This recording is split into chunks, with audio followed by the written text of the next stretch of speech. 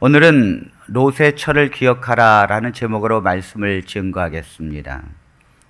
제가 몇 년 전에 한 8년 정도 된 것 같습니다. 저희 가족 모두 유럽 여행을 한 적이 있습니다. 배낭여행을 했죠. 정말로 그 어렵게 저희가 준비해서 배낭여행을 유럽을 5개국을 돌아보았습니다.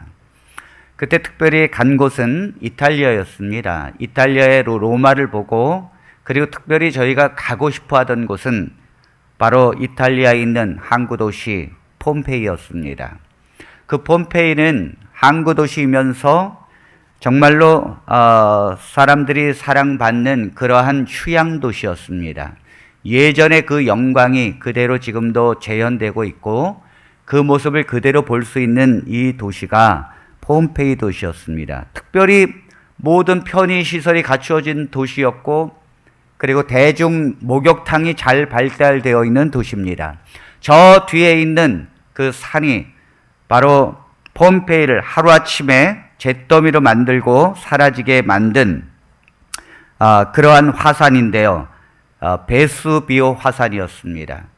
제가 그래서 우리 가족들과 함께 우리 저 산을 반드시 올라가 보자 해서 저 높은 산을 올라갔습니다. 저 높은 산에서 올라가 보니까 저 밑바다와 저 바다가 보였습니다. 저 도시들은 사실 새로운 도시이고, 그 옆에 폐허가 된 폼페이는 유적지로 따로 보여지는 곳인데, 그곳에 비춰진 그 모습들은 비록 1000년이 지났지만은 예전의 그 모습을 그대로 가지고 있었습니다. 지금도 그 올라가 보면 아직도 연기가 나고 그 화산이 살아있다는 것을 알 수 있습니다. 1000년 전에 한 도시를 완전히 사라지게 만든 그 폼페이의 그 화산. 여러분, 그런데 그 폼페이 도시에 가면 그때 당시에 사람들이 어떻게 매몰됐는가를 생생하게 인간 화석으로 보여주는 것들이 있습니다. 이것은 15분 정도도 안 되는 짧은 시간에 이 도시가 전체가 화산재와 그리고 여러 가지 화산의 마그마로 묻혀진 그런 재앙을 맞이하게 되었는데요. 여기에 보면은 미처 난리통에 그 속에서도 이 아기의 젖을 먹이고 있는 어머니의 모습이 그대로 인간의 화석으로 되어 있고, 또 연기를 피해서 고개를 숙이는 한 남자의 모습이 그대로 재현되어져 있습니다. 또 서로를 끌어안는 여인들이 그대로 두 사람이 같이 화석이 되었고요. 또 어떤 사람은 금알을 잔뜩 쥐고 움켜진 탐욕스러운 귀족의 모습으로 숨을 거둔 사람도 있었습니다. 어떤 사람은 금목걸이에 은재 식기들을 챙겨서 골목길을 급히 빠져나가고 있는 한 여인이 그 자리에서 움켜진 채 석고가 되었습니다.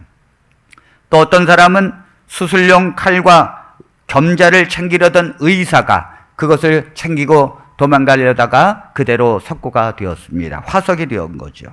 지금도 그 유적이 그대로 남아있고 사람들의 그 인간 화석이 그대로 전시되어져 있습니다. 여러분, 그런데 이 베수비오 화산이 폭발하기 전에 이 자연의 경고가 있었다는 것입니다. 그 폭발하기 전에 이 자연의 경고 중에 대지진이 일어났습니다. 갑자기 큰 지진이 일어났습니다.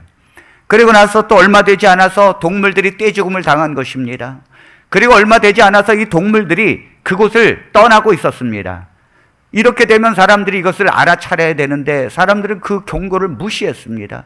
그 자연의 경고를 무시하고 그들은 그것을 대수롭지 않게 생각했다는 것입니다. 하나님은 죄에 대하여 심판하시고 멸망하실 때 반드시 징조와 경고를 주신다는 사실입니다. 하나님께서 그 모든 것을 그냥 하시는 것이 아닙니다. 다만 사람이 깨닫지 못할 뿐입니다. 사람이 깨닫지 못해서 그것을 인지하지 못하는 것이지, 하나님은 어떠한 죄에 대한 타락과 그거에 대한 멸망과 그것에 대한 심판을 하실 때 반드시 하나님은 어떤 경고와 징조를 주신다는 사실입니다. 그러므로 오늘 우리는 하나님의 말씀에 귀를 기울여야 합니다. 주님께서 무슨 말씀을 하시는지를 정확하게 우리는 깨달아야 합니다. 오늘 종말을 사는 하나님의 백성들에게 하나님께서 이 종말을 맞이하고 있는 이 순간에 하나님께서 종말에 다가오기 직전에 이것이 우리에게 도적같이 이루어지지 않기 위하여 우리에게 놀라운 하나님의 말씀으로 경고하고 있습니다. 하나님의 말씀에 기울이는 사람은 생명을 보존하고 그 생명을 얻을 것이지만 하나님의 말씀에 귀를 기울이지 않는 그 수많은 사람들은 생명을 잃어버리고 멸망을 당하게 될 것입니다. 예수님의 한 말씀이 우리에게 생명을 주느냐 멸망을 주느냐가 결정이 나는 것입니다. 예수님께서 예루살렘을 보면서 이런 말씀을 하셨습니다. 마태복음 24장 15절로 16절에 주님은 성도들에게 이와 같이 말씀하셨습니다. 그러므로 너희가 선지자 다니엘의 말한 바 멸망에 가증한 것이 거룩한 곳에 선 것을 보거든 읽는 자는 깨달을진저 그때 유대에 있는 자들은 산으로 도망갈지어다. 예수님이 말씀하시기를 다니엘이 말한 것을 기억하라는 것입니다. 멸망에 가증한 것이 거룩한 곳에 선 것을 보거든 너희들은 반드시 산으로 도망할지어다. 이 말씀을 들은 예수님을 따르는 백성들은 이것에 대해서 늘 깊이 생각했습니다. 언제 저 멸망에 가증한 것이 이 거룩한 곳에 선단 말인가? 그것이 무슨 뜻인지도 사실을 몰랐습니다.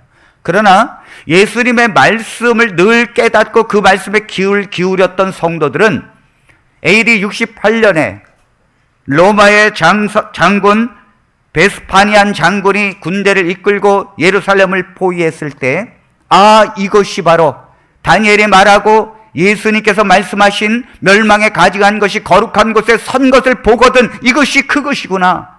왜요? 멸망에 가증한 것은 하나님을 인정하지 아니하고 짓밟으러 온 바로 이 로마의 군대였습니다. 그리고 이 거룩한 곳이라는 것은 예루살렘, 하나님의 거룩한 성전이 있는 곳, 바로 예루살렘을 거룩한 곳이라 말한 것입니다.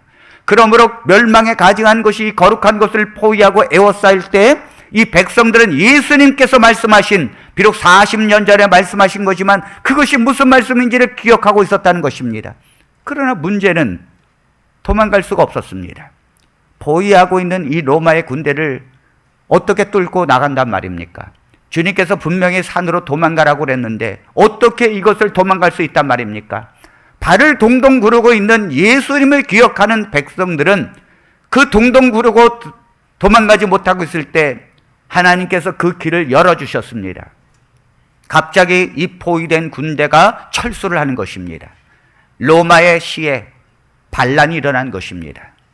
그래서 급히 이 베스파니안 장군은 군대를 이끌고 반란을 진압하기 위하여 군대를 로마시로 돌렸습니다. 여러분, 얼마나 기가 막힌 일입니까? 여러분, 그때 예수님의 말씀을 기억하는 사람들은 바로 이때다, 예수님께서 말씀하신 산으로 도망가라고 하는 이 말씀이 바로 이때를 위함이다 하면서 그들은 쏜살같이 산으로 도망하여 그 옆에 있는 펠라성으로 도망갔습니다. 그러나 유대인들이 도망가는 그 또 다른 유대인들을 향하여 이렇게 말합니다. 너희들은 왜 도망가느냐?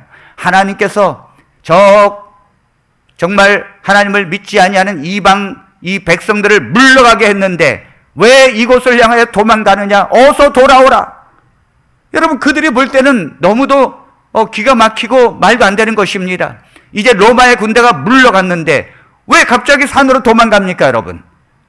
그러나 예수님의 그 한 말씀을 기억하는 성도들은 그 예수님께서 말씀하신 그것을 지키기 위하여 그들은 뒤를 돌아보지 아니하고 산으로 도망갔습니다. 그런데 2년이 지나고 난 다음에 베스파니안 황제는 로마의 반란군을 진압하고 로마의 황제가 되었습니다. 그리고는 그가 이루지 못한 예루살렘 성을 무너뜨리기 위하여 그의 사랑하는 아들 티투스 장군에게 예루살렘을 무너뜨리라는 명령을 그에게 위탁합니다. 이 아들은 이 명령을 받고 다시 군대를 이끌고 예루살렘을 쳐들어왔습니다. 그때가 바로 AD 70년이었습니다. 그러나 이미 하나님을 믿는 이스라엘 백성들은 펠라성으로 도망갔지만은 예수 그리스도의 말씀을 무시하고 그 예수 그리스도를 믿지 않는 유대인들은, 마음이 강박한 그들은 결국 예루살렘으로 모였는데, 참으로 안타까운 것은 여러분, 예루살렘이라고 하는 한 도시가 그렇게 큰 도시가 아닙니다. 그럼에도 불구하고 그곳엔 수많은 유대인들이 모였습니다. 왜요? 유대인들의 명절이 다가왔기 때문입니다. 유대인들의 유월절이 다가왔기 때문입니다.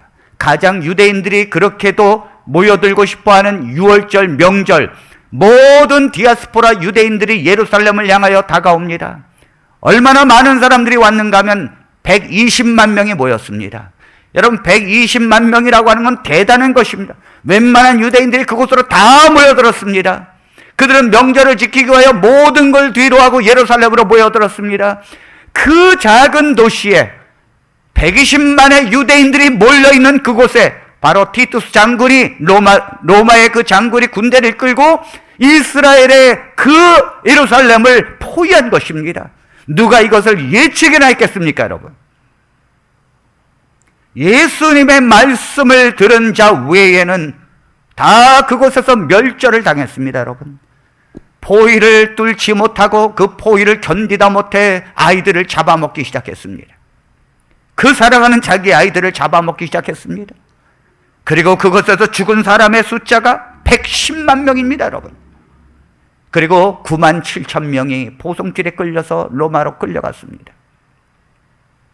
사랑하는 성도 여러분, 오늘 우리는 예수님의 그 한 말씀이 우리의 생명을 좌우한다는 사실을 깨달아야 합니다. 주님의 이 수많은 말씀이 있었습니다. 이 수많은 말씀 중에 단 한 말씀도 여러분들은 놓치셔서는 안 됩니다. 이 한 말씀을 여러분들이 한 귀로 듣고 한 귀로 흘리는 순간 여러분들 멸망의 길을 멈추지 못할 것입니다. 주님께서 주신 그 한 말씀이, 그 말씀을 들은 사람들은 살았다고 하는 사실입니다. 오늘 우리 다산 비전교회 성도들은 주님의 말씀과 하나님의 성경의 말씀에 귀를 기울이시게 되기를 바랍니다. 이 멸망의 때가 다가오고 종말의 때일수록 하나님의 말씀에서 떨어지면 안 될 것입니다. 여러분, 많은 사람들이 이렇게 생각합니다. 하나님께서 오늘 우리에게 주신 이 말씀을 귀를 기울이지 않습니다. 주님이 오늘 우리에게 뭐라 그러시는가 하면 말세에 주님이 또 다시 말씀하십니다. 반드시 말세는 롯의 때와 같을 것이니라. 롯의 때를 잘 살피라는 것입니다. 오늘 이것은 주님께서 우리에게 주시는 이스라엘 백성들에게 멸망에 가증한 것이 거룩한 곳에 선거든 너희들은 유대의 산으로 도망가라고 하는 말씀과 같은 것입니다. 주님께서 롯의 때를 기억하라고 하는 것입니다. 롯의 때와 같은 상황이 반드시 온다는 것입니다. 그리고 말세를 만난 우리들이 그 말씀을 깊이 관찰하라는 것입니다. 자, 무슨 말씀을 우리에게 주셨을까요? 누가복음 17장 28절로 32절에 있는 말씀을 보겠습니다. 또 롯의 때와 같으리니 사람들이 먹고 마시고 사고 팔고 심고 집을 짓더니 롯이 소돔에서 나가던 날에 하늘로부터 불과 유황이 비오듯 하여 그들을 멸망시켰느니라. 인자가 나타나는 날에도 이러하리라. 그날에 만일 사람이 지붕 위에 있고 그의 세간이 그 집 안에 있으면 그것을 가지러 내려가지 말 것이요 밭에 있는 자도 그와 같이 뒤로 돌이키지 말 것이니라. 롯의 철을 기억하라. 여러분, 이 말씀을 보십시오. 롯의 때와 같으리니 사람들이 먹고 마시고 사고 팔고 집을 짓고 살게 될 것이라고 말씀하셨습니다. 그러나 소돔과 고모라 성이 하늘로부터 갑자기 불의 심판을 받은 것처럼 종말의 때에도 반드시 그러하리라 말씀하셨습니다. 인자에 나타나는 날에도 이러하리라. 그때에는 지붕에 있는 자는 세간을 가지러 가지 말라는 것입니다. 그것을 가져가기 위하여 밭에 있는 자도 다시 집으로 돌아오지 말라는 것입니다. 돌이키지 말라는 것입니다. 롯의 철을 기억하라고 하는 것입니다. 여러분, 마지막 시대에 롯의 철을 기억해야 합니다. 여러분, 롯의 처가 누구입니까, 여러분? 롯의 처라고 하는 것은 하나님을 안 믿는 사람이 아닙니다. 롯의 처는 하나님을 믿는 사람을 말하는 것입니다. 여러분, 이 롯이라고 하는 여자는 어떤 사람입니까?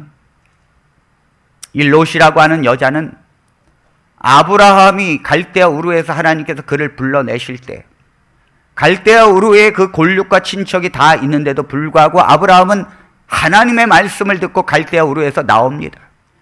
그때에 아브라함이 그 모든 것을 버리고 믿음으로 주님을 향해서 나갔을 때에 함께 따라 나온 사람이 바로 롯입니다, 여러분.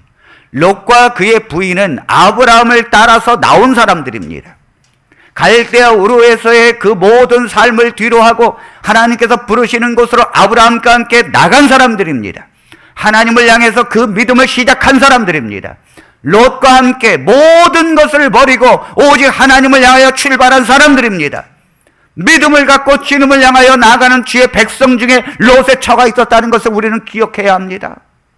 그런데 왜 그가 소돔과 고모라 성에 살면서 천사가 소돔과 고모라 성에 경고의 말씀을 전하고 불과 유황으로 이 소돔과 고모라 성을 멸할 때에 하나님께서 창세기 19장에 이렇게 말씀하십니다. 24절로 26절에 여호와께서 하늘 곧 여호와께로부터 유황과 불을 소돔과 고모라 성에 비같이 내리사 그 성들과 온들의 성에 거주하는 모든 백성과 땅에 난 것을 다 엎어 멸하셨더라. 롯의 아내는 뒤를 돌아보았으므로 소돔 기둥이 되었더라.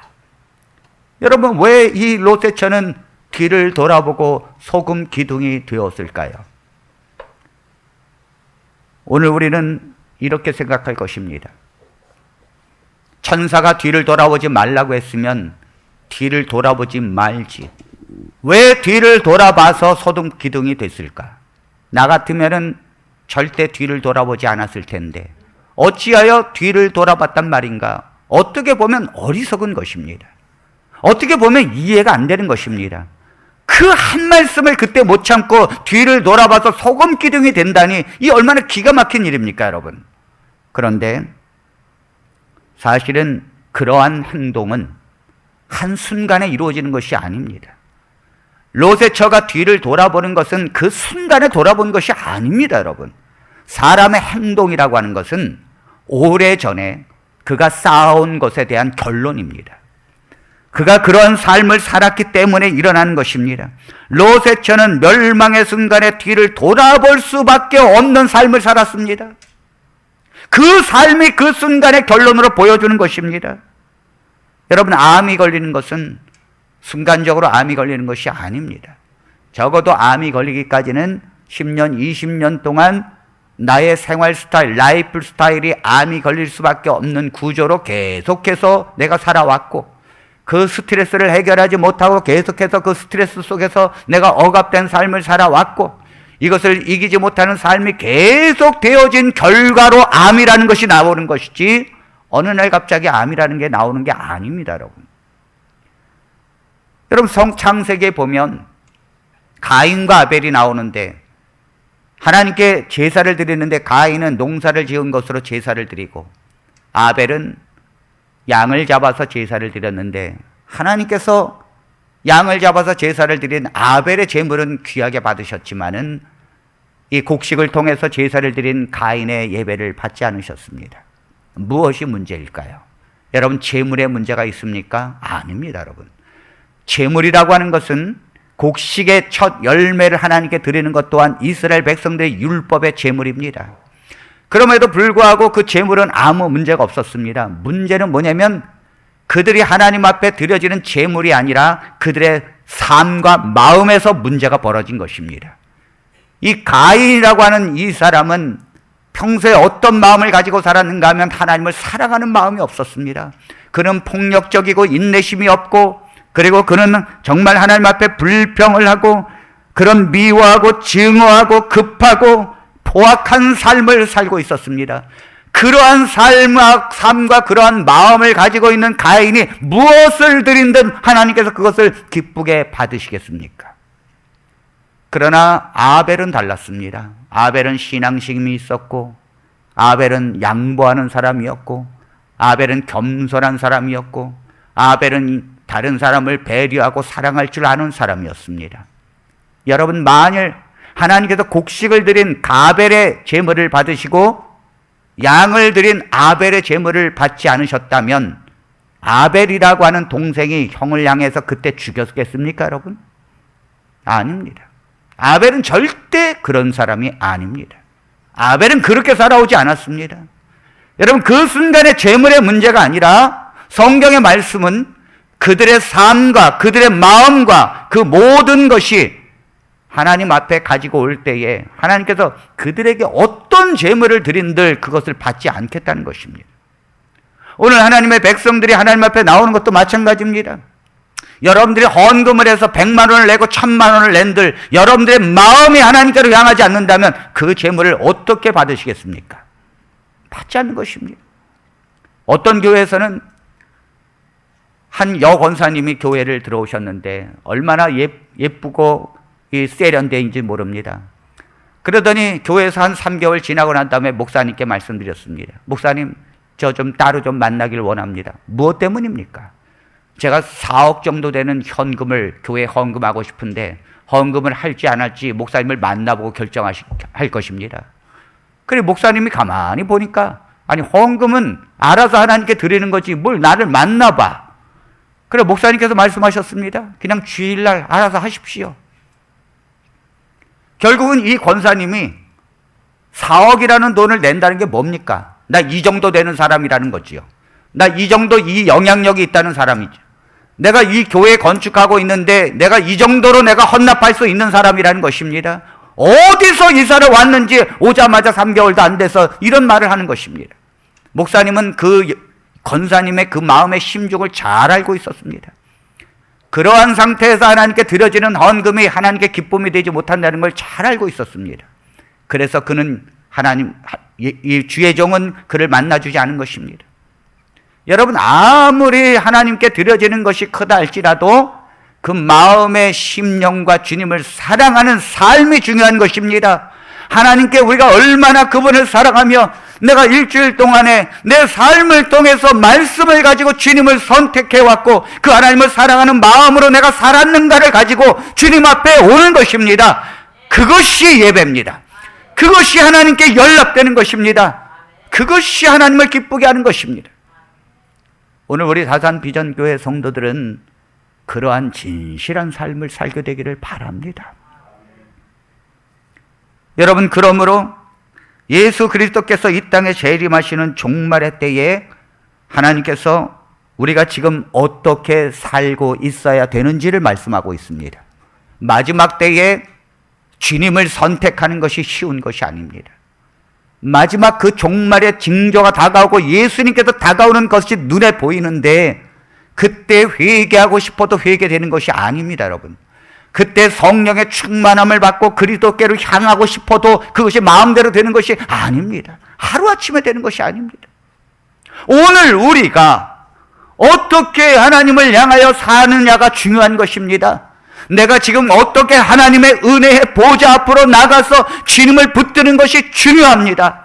하나님 앞에 기도하고 죄의 문제를 회개하면서 내가 주님을 향하여 어떤 가난한 심령으로 사느냐가 중요한 것입니다. 종말은 준비하는 것이요 매일매일의 삶이 쌓여져서 되는 것이지 우리의 삶이 하나님을 사랑하지 아니하고 우리의 영성이 떨어지고 메마른 삶을 살고 있다면 어떻게 예수님의 재림을 사랑하는 마음으로 기다리겠습니까? 오늘 주의 모든 사랑하는 성도들은 오늘 어떻게 믿느냐가 중요하다는 사실입니다.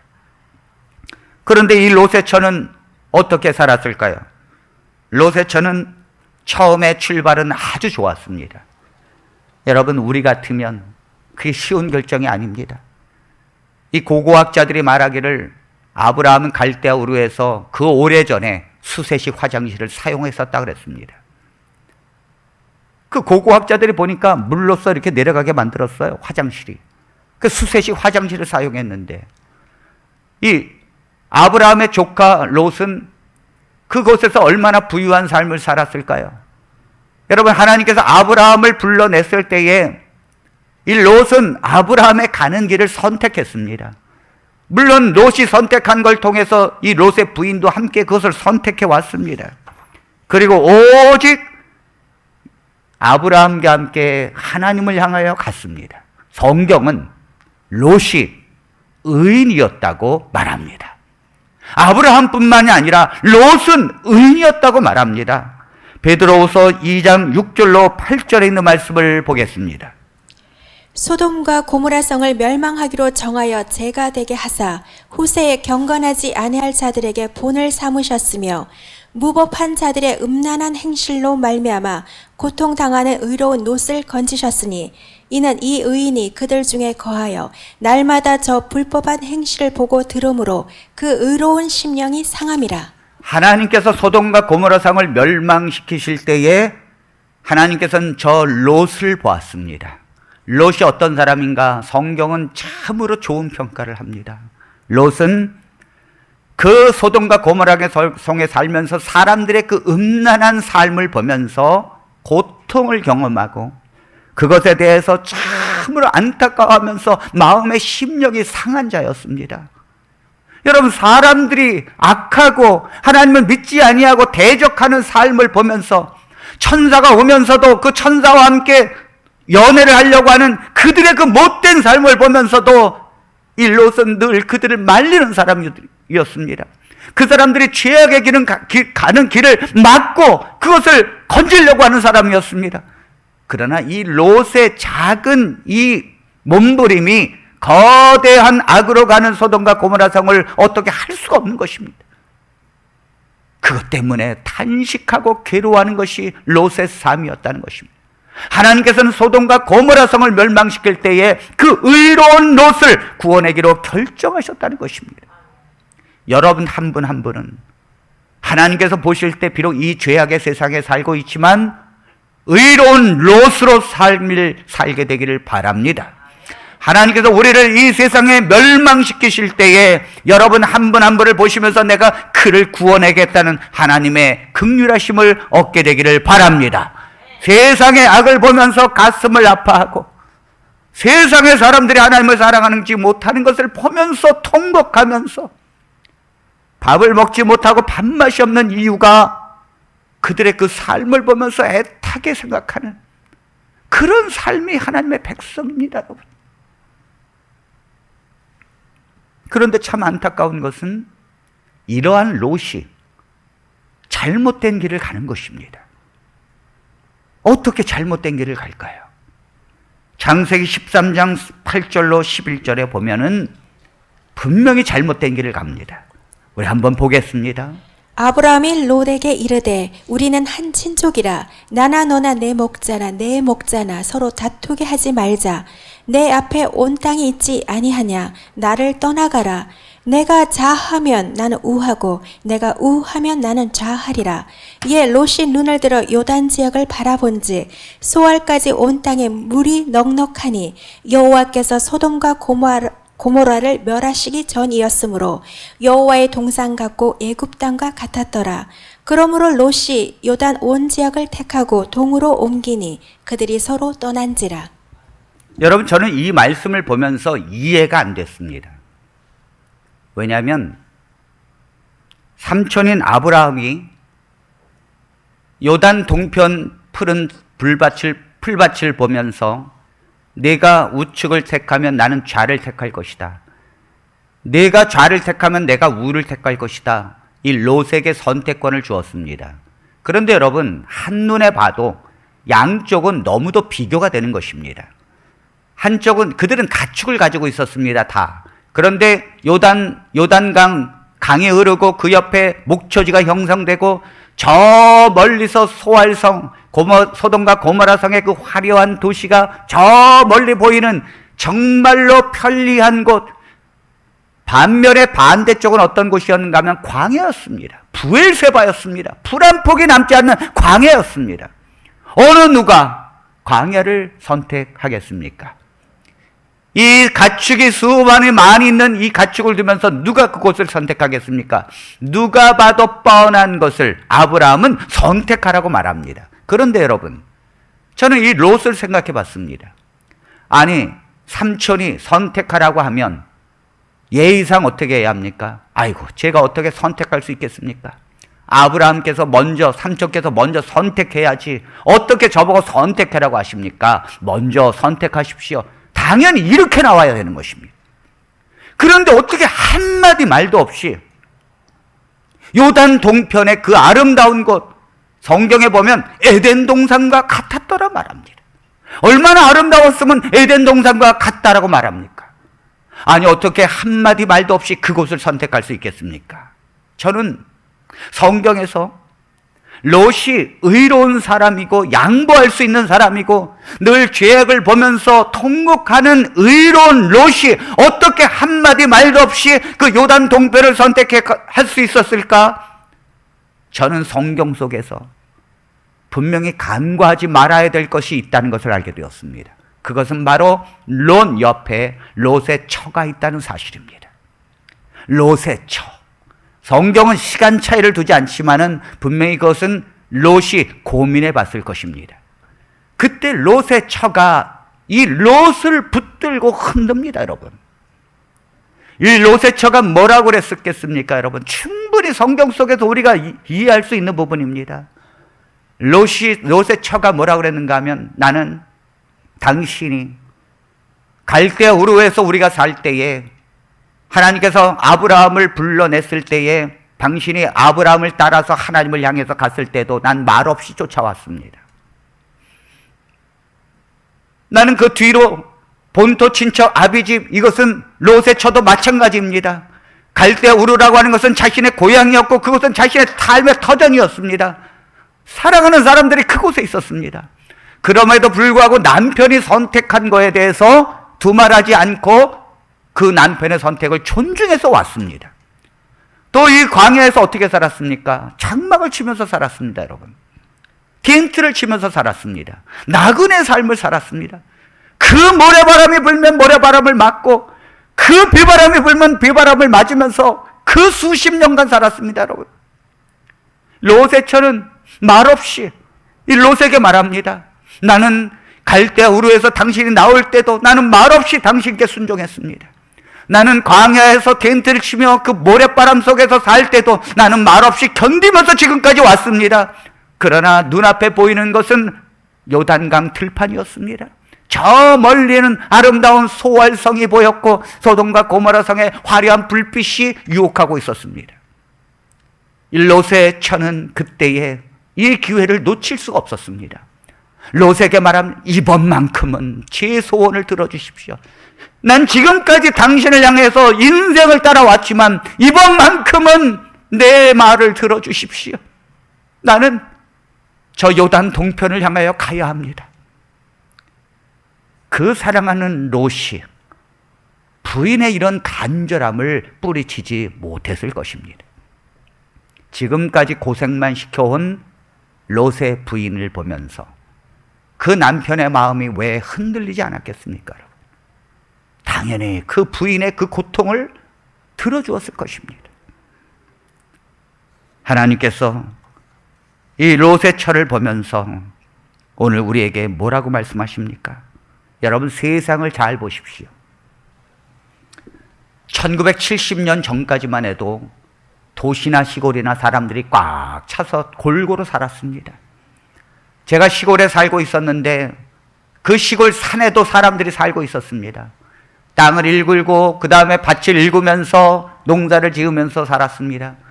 제가 초등학교 때만 하더라도 그 시골 동네에 애들이 바글바글했습니다. 골목마다 사람들이 있었고 골목마다 애들이 있었습니다. 제가 그 복화라고 하는 동네에 살았는데 우리는 일요일 날마다 초등학교 중학생 다 나와가지고 공을 찼습니다. 축구 시합을 했습니다. 그 윗말 아랫말 축구 시합을 꼬만의 산에서 했습니다.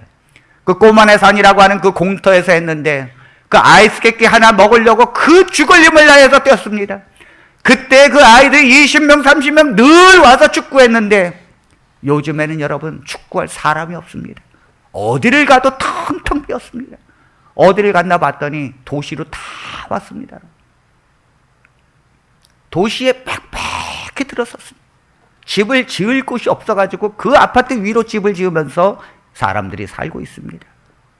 시골에 가면 여러분 폐교가 속출하고 있고 그리고 도시도 모자라서 웬만한 도시는 또 폐교입니다. 저는 폐교는 시골에만 있는 줄 알았습니다. 그랬더니 도시에도 폐교가 있습니다. 신도시로 가는 것입니다. 사람들이 구도시에는 떠나는 것입니다. 여러분 이것이 도대체 무슨 현상입니까? 왜 도시에는 사람들이 몰려들면서 왜 시골에는 사람들이 없고 왜 사람들은 그곳으로 몰려듭니까? 그곳에 직장이 있기 때문입니다. 그곳에 먹고 살아야 하는 것이 있기 때문입니다. 그곳에 교육이 있기 때문입니다. 여러분 그곳을 쉽게 떠날 수는 없는 것입니다.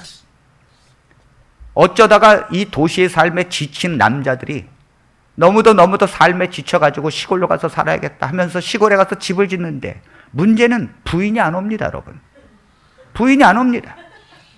저는 자연인이라고 해서 홀로 된 사람들인 줄 알았어요. 그랬더니 다 부인이 있고 자식이 있습니다. 안 오는 것입니다. 여러분, 부인들은 이 화려한 도시를 떠날 수 없습니다. 너무도 매혹적인 것입니다. 시골에 가서 여러분 농사를 지으면서 그 땡빛에 한번 맞아보십시오. 주근깨가 막 생기면서 아무리 좋은 화장품을 써도 안 됩니다, 여러분. 도시에서는 잘 관리가 됩니다. 돈만 조금 주면은 알아서 잘 관리를 해줍니다. 마사지 해주고 얼마나 좋습니까, 여러분? 땡빛에 가서 고생하지 않아도 됩니다. 동창이 어쩌다가 만나면 시골에 있는 동창과 도시에 있는 동창은 10년 차이 나는 것 같습니다, 여러분. 제가 볼 때 시골에 사는 저희 여자 동창은 저 누나 같아요. 도시에 사는 이 여자들은요, 한참 동생처럼. 그러니 여러분, 어떻게 이 도시를 떠나겠습니까? 자녀들이 도시에 살고 그 자녀들 옆에서 엄마가 머무르려고 하는 이 마음이 도시를 못 떠나게 만드는 거예요. 여러분, 롯의 처라고 하는 이 여자는 도시를 선택해 가는 오늘날의 그리스도인들을 말합니다. 오늘날 도시를 향해서 가는 그리스도인들을 말합니다. 여러분, 이 그리스도인들이 이 도시에 얼마나 많이 있습니까, 여러분? 그러나 우리가 알아야 합니다. 이 도시에는 돈만 있는 것이 아니라 돈을 향하는 하나님의 백성들이 있고 돈을 향하는 죄악의 삶이 있다는 것을 알아야 합니다. 이 도시에는 하나님을 배신하고 하나님을 떠나고 하는 십자가의 원수로 사는 삶이 있다는 것을 알아야 합니다. 하나님의 백성들이 그 도시 가운데서 무엇이 십자가의 원수로 사는지도 모르면서 무엇이 하나님을 향하여 배반하는 삶을 사는지도 모르면서 그 안에서 살고 있다는 사실이에요. 얼마나 많은 사람들이 롯의 처와 같은 삶을 선택하는지 모릅니다. 여러분, 우리가 이런 도시에서 이 영성을 유지하기 위해서 얼마나 몸부림쳐야 할까요? 얼마나 이 도시에서 이 죄악의 삶에서 하나님을 부인하고 있는 이 삶에서 하나님을 향하고 영성을 유지하고 말씀을 의지하고 말씀을 따라가기 위하여 얼마나 몸부림을 쳐야 될까요? 몸부림을 쳐야 합니다. 내가 이 죄악의 도시에서 하나님의 구원받은 백성으로 산다는 것이 쉬운 것이 아닙니다. 예배 한번 드렸다고 해결되는 것이 아닙니다, 여러분. 하나님 앞에 씨름을 해야 합니다. 여러분, 이 롯의 처는 그 소알 도시를 가고 그 다음에 소돔과 고모라 성을 딱 들어갔는데, 여러분, 몇십 년 동안 광야에서만 살던 이 롯의 처가 도시의 그 화려함을 보는 순간 얼굴이 뒤집어지는 것입니다. 눈이 뒤집어지는 것입니다. 여기 있는 여자들은 얼마나 행복해 보이고 얼마나 젊게 보이는지, 자기는 광야에서 살았기 때문에 정말 초라한 것입니다. 롯의 처는 결심을 합니다. 내가 비록 뒤졌지만은 내가 이곳에서 나의 삶의 터전을 빨리 잡으리라. 롯의 처는 그곳에서 결심을 하고 악착같이 삽니다, 여러분. 그래서 못 먹고 그 다음에 안 입고 다 저금해서 그 다음에 터를 준비하고 집을 준비합니다. 여러분, 얼마나 많은 시간을 투자해야 집을 준비합니까, 여러분? 여러분들은 얼마나 많은 시간과 얼마나 많은 돈을 투자해야 아파트 한 채를 삽니까, 여러분? 지난번에 말씀을 드렸습니다만 평생을 사도 안 됩니다, 여러분. 그런데 이 롯의 처가 그것을 위해서 열심히 삽니다. 그리고 집을 마련했는데, 집만 마련해야 뭐합니까, 여러분? 살림살이가 있어야죠. 그 하나하나 들여놓기 위해서 또 열심히 삽니다. 그가 그 소돔과 고모라 성에서 쌓아온 것들은 롯의 처의 피와 땀입니다, 여러분. 자기의 모든 인생을 희생하면서 얻은 것들입니다. 내가 못 먹고 못 입고 희생하면서 쌓아 올린 것들입니다. 삶의 안락함, 삶의 풍요, 삶의 누림이라는 것은 정말로 많은 것을 희생하고 얻어진 것들입니다. 소돔과 고모라 성을 멸망시킬 때에 천사가 와서 경고합니다. 절대 뒤를 돌아보지 말라. 뒤를 돌아보지 말라. 어떠한 경우라도 뒤를 돌아보지 말라는 것입니다. 여러분, 그런데 그 말이 분명히 이 귀에 쟁쟁한데 롯의 처는 이 산으로 도망가면서 그 시뻘건 불덩어리가 소돔과 고모라 성에 내리면서 그 불빛이 반사적으로 비추고 있었습니다. 여러분, 생각해 보십시오. 내가 그렇게 피땀 흘려서 사랑했던 것, 내가 그렇게 애지중지했던 것, 그것이 불에 타고 있었습니다. 그 연기가 바람을 타고 이 롯의 부인에게 계속해서 흠용되고 있었습니다. 내가 그렇게 사랑했던 것이 타고 없어지면서 뒤를 돌아보지 아니할 수가 없는 것입니다. 내가 사랑했던 것이 불에 타서 연기가 나고 그 연기가 들이마시면서 그 불빛이 반사되어 비치는 그것을 보면서 본능적으로 뒤를 돌아보게 됩니다. 아무리 결심을 해도 안 되는 것입니다, 여러분. 순교자라는 것은 내가 순교를 내야지요.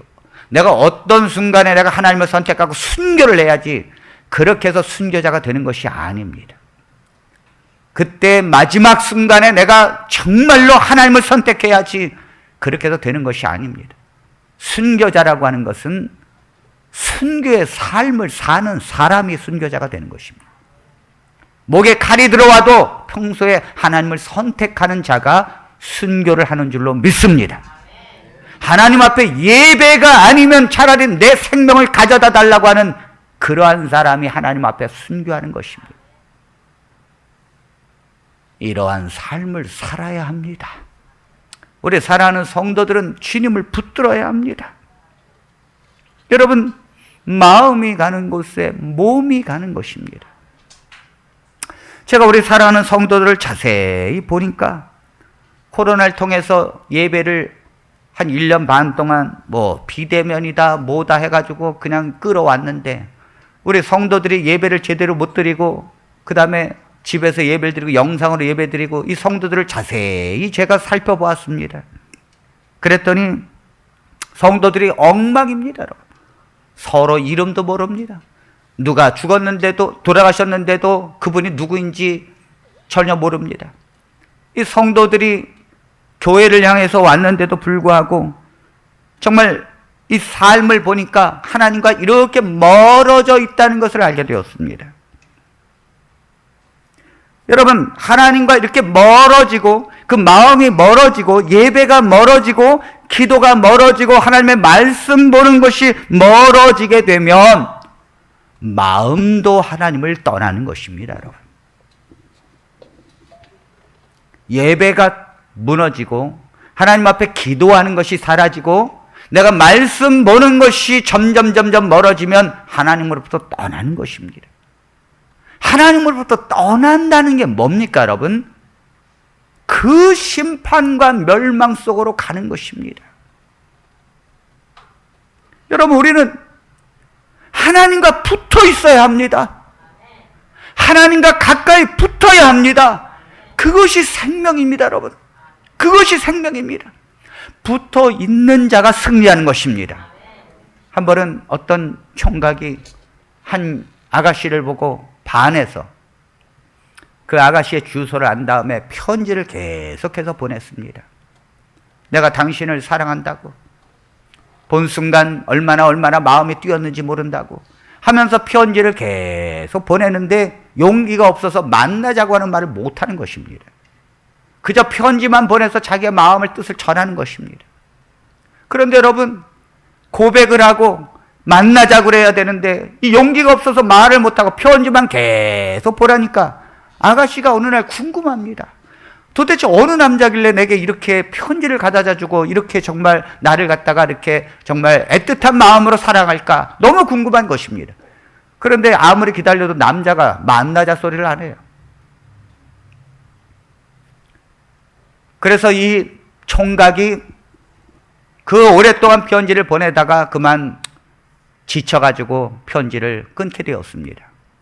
그런데 얼마 지나지 않아서 소문이 나왔는데 그 사랑하던 그 아가씨가 결혼을 한다는 것입니다.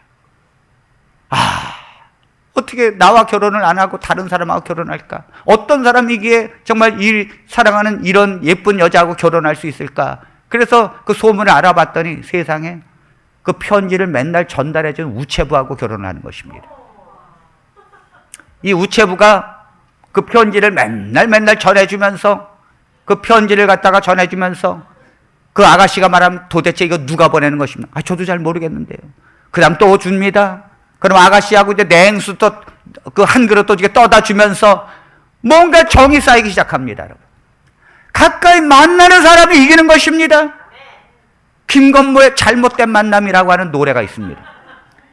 잠시 방심을 한 순간에 자기 애인이 친구하고 눈에 맞았어요. 누가 가까이 만나느냐가 중요한 것입니다, 여러분. 하나님과 가까이 만나고 주님과 예배 속에도 주님을 만나고 말씀 속에도 주님을 만나는 사람이 하나님과 가까이 하게 되는 것이지, 예배를 멀리하고 어느새 말씀을 멀리하고 세상에 빠져서 기도도 멀리하는 주의 백성이 예수님을 맞이한다 했을 때 주님께서 말씀하시면 난 널 모른다고. 난 널 모른다고. 넌 도대체 누구냐? 넌 나와 교제한 적이 있느냐? 넌 나와 함께 울어본 적이 있느냐? 내가 나를 정말로 만나기 위해서 씨름한 마음의 심령이 있었느냐? 모른다는 거죠. 얼마나 많은 하나님의 백성들이 롯의 처의 삶을 살 수 있을까요? 오늘 예수님께서는 우리에게 말씀하고 있습니다. 하나님의 백성들이 롯의 처와 같은 길을 걷고 있는데, 하나님을 믿는 백성들이 그 길로 계속해서 가고 있는데 그 절벽 아래로 떨어지려고 가고 있는 것입니다.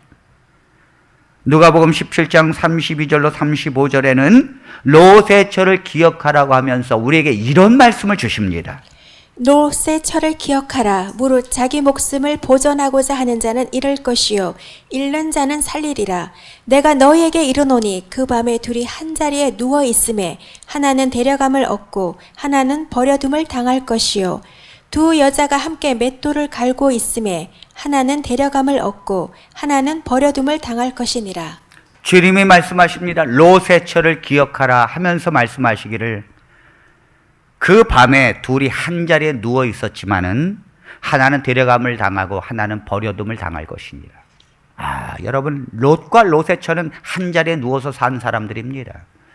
그러나 롯은 하나님께로부터 구원을 받았지만은 롯의 처는 버림을 당했습니다, 여러분. 두 여자가 함께 맷돌을 갈고 있었다는 것이죠. 이 말은 한 곳에서 한 일을 했다는 것입니다. 하나님의 백성들이 교회에서 합심해서 같은 일을 합니다. 그러나 어떤 사람은 데려감을 당할 것이지만 같은 일을 하고 있으면서도 어떤 사람은 버림을 받게 될 것입니다. 우리 눈엔 보이지 않습니다. 그러나 하나님만이 보십니다. 그 삶을 보시는 것입니다.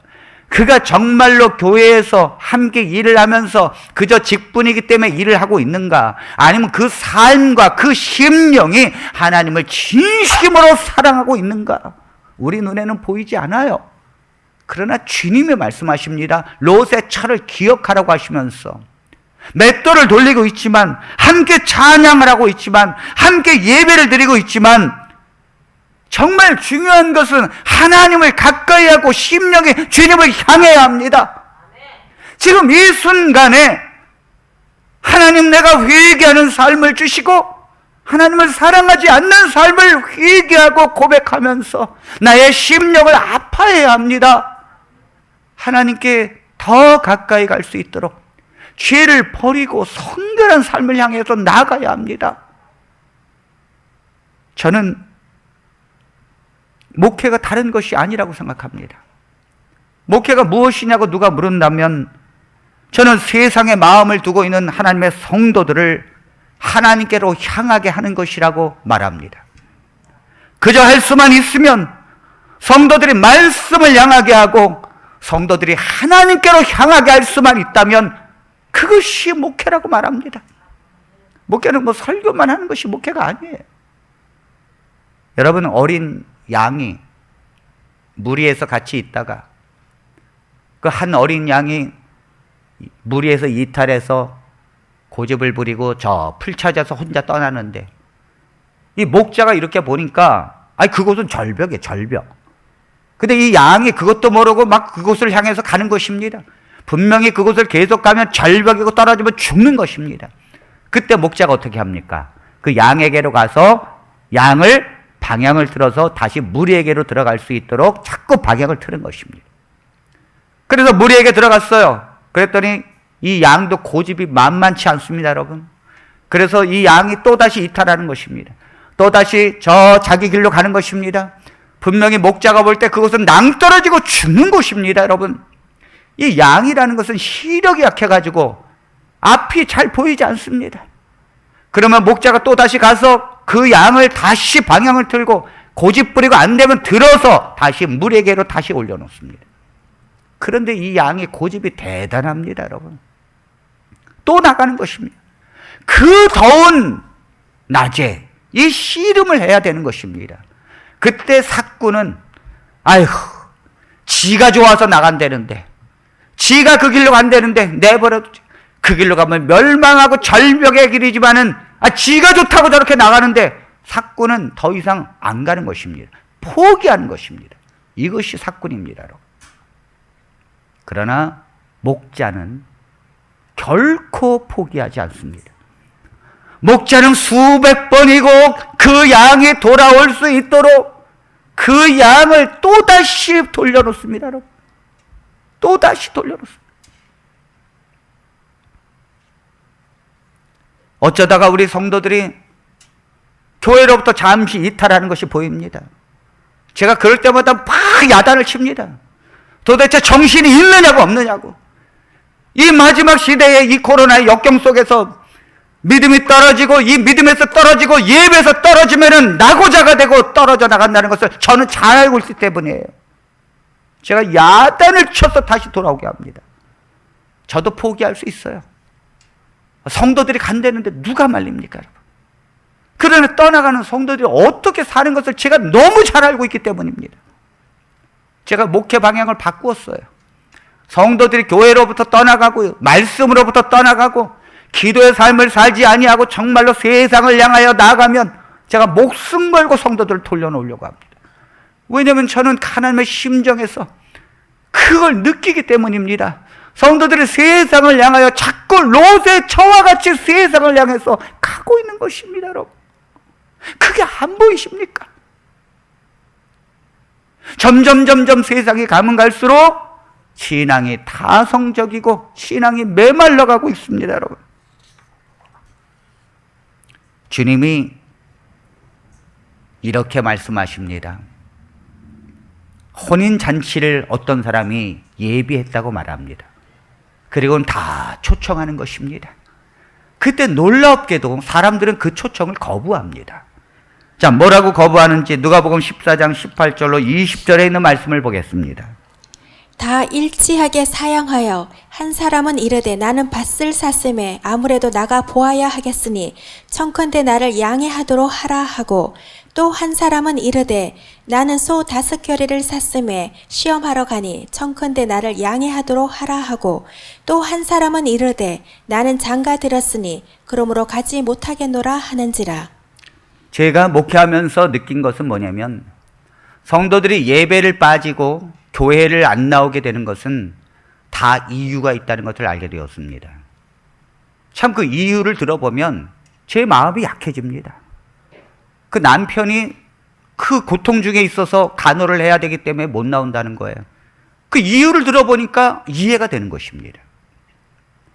여러분, 여기 성경에 보면 이 잔치 자리에 사람들이 안 오는데 다 이유가 있다는 거예요. 뭐라고 그러는가 하면, 내가 밭을 샀는데 이 밭을 둘러봐야 되지 않겠는가. 그러면서 말하기를 청컨대 나를 양해하도록 하라. 이해해달라는 거죠. 이해해달라는 거죠. 그 다음에 또 한 사람은 나는 소 5겨레를 샀습니다. 그러니 시험을 해봐야 되지 않겠느냐. 그러면서 이해해달라는 것입니다. 나를 양해하도록 좀 허락해달라는 것입니다. 전 여기에서 엄청난 비밀을 발견했습니다. 성도를 이해하다가는 성도가 멸망당한다는 걸 알게 되었습니다. 성도의 그 삶을 이해하면 안 된다는 걸 알게 되었습니다. 제가 한 번은요, 그 집사님이 저한테 와서 이렇게 말합니다. 목사님, 제가 너무너무 지금 빚 때문에 시달리는데, 이 빚 때문에 너무너무 시달리는데 1년간만 내가 이 식당을 지금 열었는데 1년간만 좀 내가 신앙을 쉬게 해 주십시오. 이 빚에 쪼달리는데 정말 이 빚을 갚을 여력이 없는 것입니다. 근데 그 어렵게 식당을 했는데, 추어탕 식당을 하는데 놀랍게도 여러분 잘 되는 것입니다. 그런데 꼭 이 추어탕 집은요, 주말에 더 잘 돼. 주말에 더 잘 돼. 그래, 주말에 여는 집과 안 여는 집, 그 옆에 추어탕 집이 계속 있는데, 이 열지 않는 이 문 닫은 집을 손님이 점점 떨어지는 거예요. 그러니까 제발 1년 동안만 내가 정말 이 빚을 갚을 수 있도록 목사님 저를 좀 이해해 주십시오. 아유, 제가 그 빚에 쪼달리는 집사님을 보니까 마음이 약해졌어요. 그래서 제가 딱 1년 뒤에 나오셔야 합니다. 그 제가 허락을 했습니다. 여러분, 지금까지 못 나옵니다. 지금까지 못 나옵니다. 제가 이해를 해주는 것이 얼마나 위험하다는 걸 알게 되었습니다. 여러분, 제가 예수님께서 저에게 물을 것입니다. 넌 다산 비전교회 성도들을 다 데리고 왔느냐? 예수님, 몇몇 사람이 빠졌습니다. 왜 빠졌느냐? 그러더라고요. 그가 그 어려움 가운데 교회를 좀 못 나오고 예배를 못 드리게 한다고 이해해달라고 그래서 제가 마음이 약해서 이해를 했느냐고 그랬습니다. 하나님이 얼마나 저를 책망하실까요? 저는 이해를 해도 누가 이해를 안 하시는가 하면 예수님이 이해를 안 하십니다. 여러분. 야, 주님이 이해를 안 하십니다. 그 다리가 아파가지고요, 쩔뚝쩔뚝거리는데 우리는 좀 집에서 치료하고 쉬고 싶은데 당연히 우리는 이해합니다. 저는 이해합니다. 그런데 여러분, 예수님이 이해를 안 하십니다. 23절로 24절에 있는 말씀을 보겠습니다. 주인이 종에게 이르되 길과 산 울타리가로 나가서 사람을 강권하여 데려다가 내 집을 채우라. 내가 너희에게 말하노니 전에 청하였던 그 사람들은 하나도 내 잔치를 맛보지 못하리라 하였다 하시니라. 주님이 이 말씀을 하시면서 내가 초청한 사람들은 다 오지 않았지만은 너희들은 산 울타리로 길가로 나가서 사람들을 강권하여 내 집을 채우라. 강권한다는 게 뭡니까, 여러분? 강하게 권한다는 거예요. 끌어온다는 것입니다. 여러분, 주님은 말씀하십니다. 그래? 그거 밥 가느냐고? 밥 쌌대? 결혼해서 못 온대? 이해를 안 하십니다, 여러분. 그리고 다 필요 없다는 것입니다, 그런 사람들은. 오직 길가에 나가서 정말 사람들을 강권해서 내 집을 채우라. 이것이 하나님의 교회의 사명입니다, 여러분. 이것이 주님께서 우리에게 주는 사명인 줄로 믿습니다. 사람들은 이 강권이 싫어가지고 대형교회 갑니다, 여러분. 대형교회 가면 코로나의 이 1년 반 속에서 누가 오는지 안 오는지 전혀 간섭이 없습니다.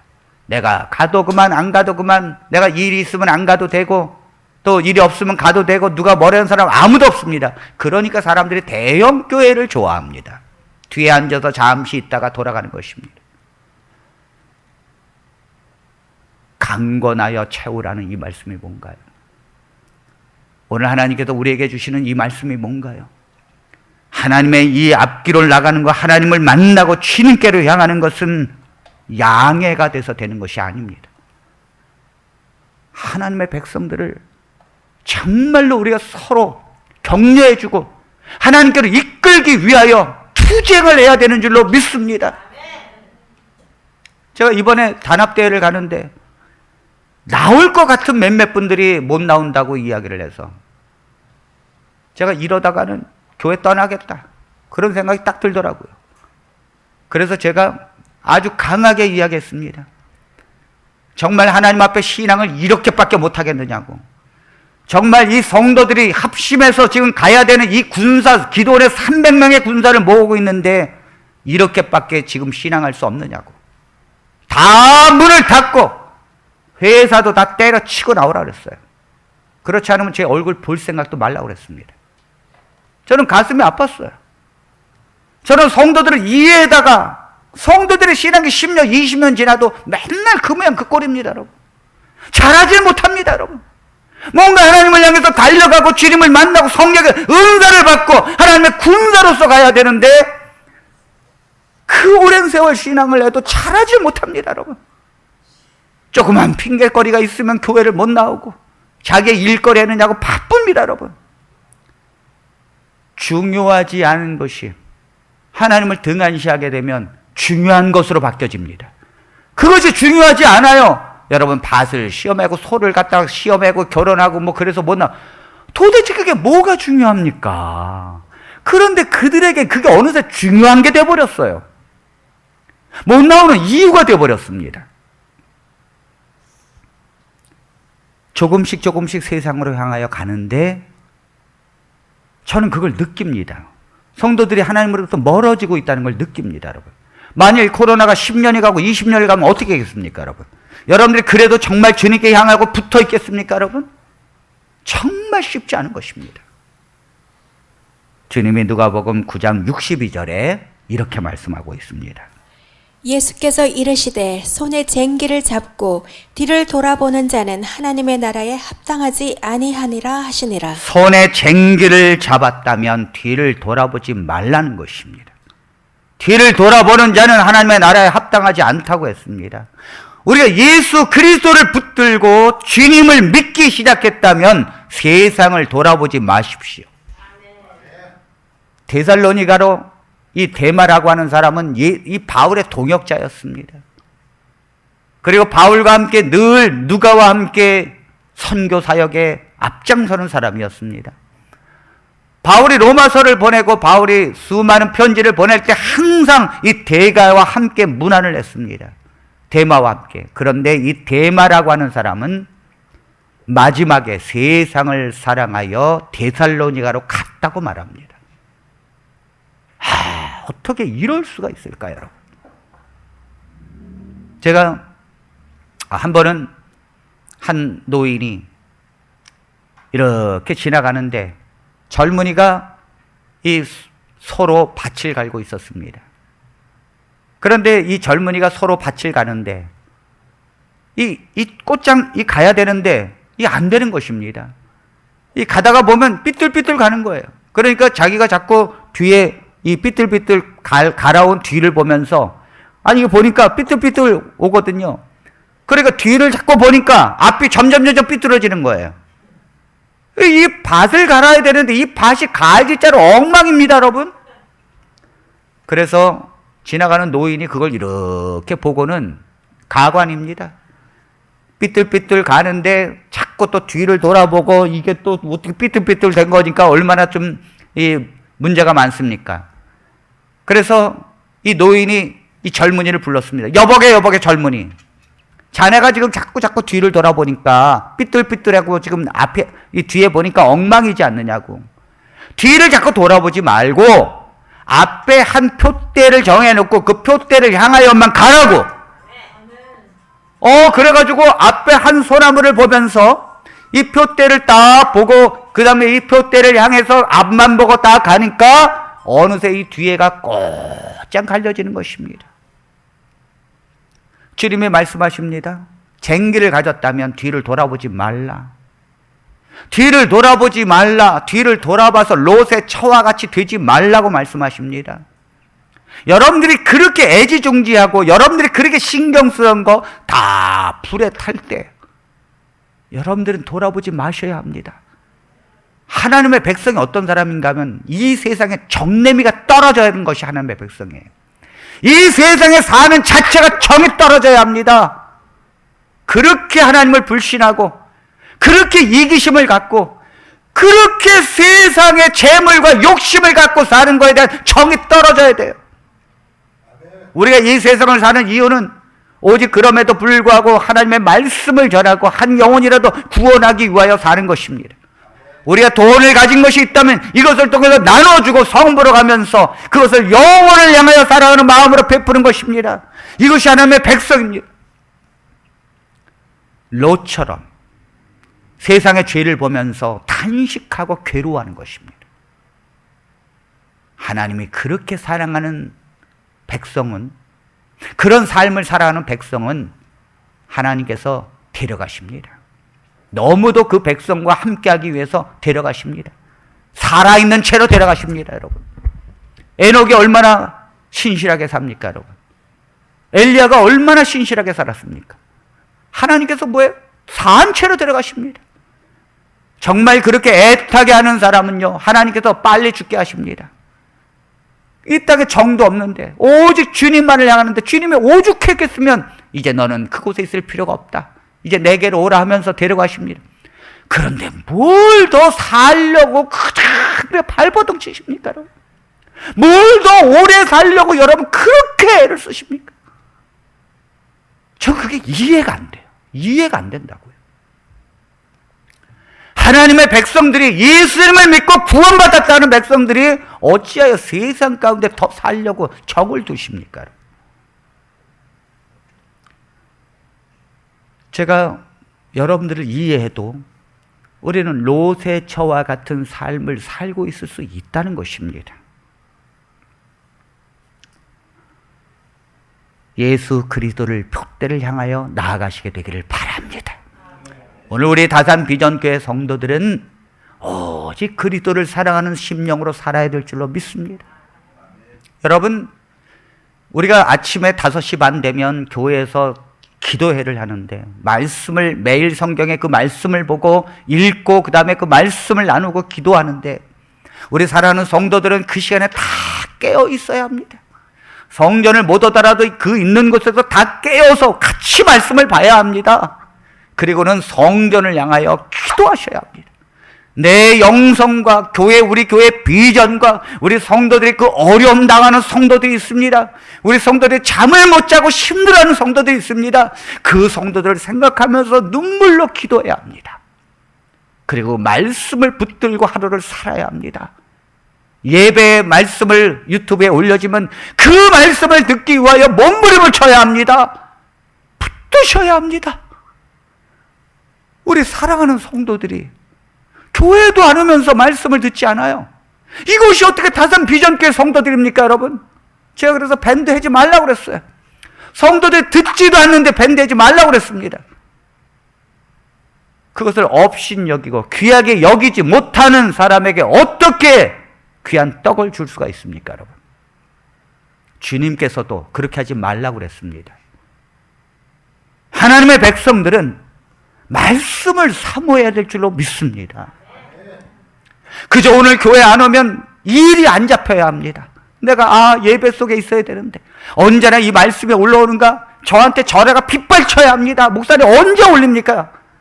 그 말씀을 듣고 주무셔야 합니다. 이러한 투쟁이 있어야 하나님께서 세상을 불과 유황으로 멸망하실 때 뒤를 돌아보지 아니하고 그리스도를 향하여 가는 백성이 되는 것입니다. 6.25 때에 얼마나 많은 사람들이 피난길에 올랐습니까, 여러분? 사실 오늘 8월 15일입니다. 해방의 날입니다. 6.25 때에 얼마나 많은 사람들이 자기의 자녀를 놓치지 않기 위하여 그 손을 잡고 그 길을 건너갔습니까? 그때 얼마나 많은 사람들이 고아가 되었습니까? 부모가 죽어서 고아가 된 사람들도 있지만은 부모가 손을 놓쳐서 고아가 된 사람들도 있습니다, 여러분. 오빠 생각이라고 하는 영화가 있습니다. 이것은 6.25를 배경으로 해서 나온 영화인데요. 이 오빠 생각이라고 하는 이 아이들은 부모가 없이 그 난리 중에 고아가 되었습니다. 그런데 이 오빠가 자기의 사랑하는 여동생을 안고 다니고 업고 다닙니다. 그 작은 오빠가 자기 동생을 업고 그리고 꼭 손을 잡고 다닙니다. 밥을 먹을 때도 꼭 손을 잡고 다닙니다. 그 다음에 어디 도망칠 때도 꼭 손을 잡고 도망칩니다. 그 고사리 같은 손으로 자기의 여동생의 손을 꼭 잡고 다닙니다. 나중에 이제 피난민들이 모여있는 곳에서 야학이 있어가지고 이 천막 치고 한글을 가리키는데 그 중에서도 옆에 있는 동생을 꼭 뒤에다 업고 있습니다. 언제나 이 동생을 떨어뜨리지 아니하고 꼭 붙들고 다닙니다. 그래서 어른들이 말합니다. 얘야 너는 왜 그 동생을 손을 놓지 않고 다니느냐? 그랬더니 이 오빠가 울면서 하는 말입니다. 지들은 남매입니다. 떨어져도 붙어도 같이 핥깁니다. 왜요? 엄마가 죽으면서 절대 동생 손을 놓치지 말라. 절대 동생 손을 놓치지 말라. 무슨 일이 있어도 동생 손을 잡아야 되느니라. 교회가 뭡니까, 여러분? 교회는 예수 그리스도께서 하나님의 한 형제 자매라고 묶어준 하나님의 몸된 교회입니다. 주님의 한 지체입니다. 교회는 성도들이 성도들의 손을 잡아주는 곳입니다. 누가 조금 떨어지면 붙잡아줘야 합니다. 소 닭 보듯이 하는 것이 아니라 나의 신앙뿐만 아니라 옆에 있는 성도들도 일으켜주고 함께 갈 수 있도록 도와주어야 합니다. 왜 코로나라고 여러분들이 홀로 섭니까? 전화를 하고 성도들의 안부를 묻고 교회에서도 정말 사랑하는 사람 그 심령으로 용기를 주고 격려해 주면서 하나님 말씀으로 승리하자고 하면서 여러분들이 그렇게 하셔야 합니다. 그렇게 하셔야 합니다. 그런 교회가 아니라면 굳이 교회가 없어서 우리가 교회를 개척하고 이 길을 갑니까, 여러분? 세상에 그런 교회가 아니라면 어찌 우리가 이 길을 갈겠습니까, 여러분? 우리 사랑하는 성도 여러분, 이 시간에도 아내가 병원에 있으면서 정말 수술을 해야 되는지 말아야 되는지 고민 가운데 있는 그런 성도도 있고요. 이 시간에도 우리 성도들 중에는 집이 없어가지고 그 참 안 좋은 곳에서 매일매일 주무시면서 사는 성도들도 있습니다. 이 중에서도 성도님 중에서는 월세를 내지 못해서 고민하고 우는 성도들이 있습니다. 이 중에는 말을 못하고 너무 괴로워서 고통 가운데 사는 사람들이 있습니다. 돈이 없고 외롭고 그리고 핍박받고 그렇게 사는 성도들이 제 눈에는 다 보입니다. 우리 성도들이 영적인 눈으로 그걸 바라봐야 합니다. 그리고 옆에 돌아보셔야 합니다. 우리가 한 형제 자매라는 것을 깨닫고 우리 이 난리 중에도 자기 동생을 놓치지 않으려고 하는 오빠처럼 오늘 우리는 그러한 심령으로 함께 나가야 될 줄로 믿습니다. 우리 사랑하는 모든 성도들이 그러한 신앙으로 주님을 붙어있고 예수 그리스도의 푯대를 향하여 담대히 나아가시게 되기를 바랍니다. 세상을 사랑하지 말고 세상의 염려와 걱정 속에서 메인바 되지 말고 믿음으로 하나님을 바라보고 믿음으로 주님께 향하고 예배를 사모하고 말씀 가운데 언제나 붙어있게 되기를 간절히 바랍니다. 승리하는 저와 여러분들 되시기를 바라면서 말씀을 마칩니다.